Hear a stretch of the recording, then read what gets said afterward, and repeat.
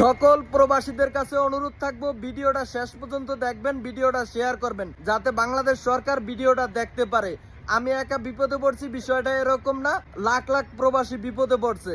গত ডিসেম্বর মাসে, জানুয়ারি মাসে যারা পাসপোর্ট জমা দিছে রিয়াদ বাংলাদেশ এম্বাসির অনুমোদিত প্রবাসী সেবা কেন্দ্রে, তাদের কারো পাসপোর্টই ডেলিভারি দিতে আসে না। আগে যারা দিছিল তাদেরটা দিয়ে দিছে। এখন আমাদের পাসপোর্ট যদি না হয় তাইলে আমরা আকামা রিনিউ করব কিভাবে? এই দায়ভার কে নিব? আর যদি আকামা না করতে পারি তাইলে কিন্তু একটা গ্রামা আসবো, এই গ্রামার টাকা কে দিব? প্রবাসীদেরকে এত হয়রানি কেন করতেছে? আপনাদের নির্বাচন হয়েছে, যা হয়েছে, এখন তো নির্বাচন শেষ, দ্রুত পাসপোর্ট কেন ছাপাইতেছে না? কেন পাসপোর্ট গুলো দ্রুত সৌদি আরব পাঠাইতেছে না? আমি এইবার সহ 3বার গেছি এই পাসপোর্টের জন্য।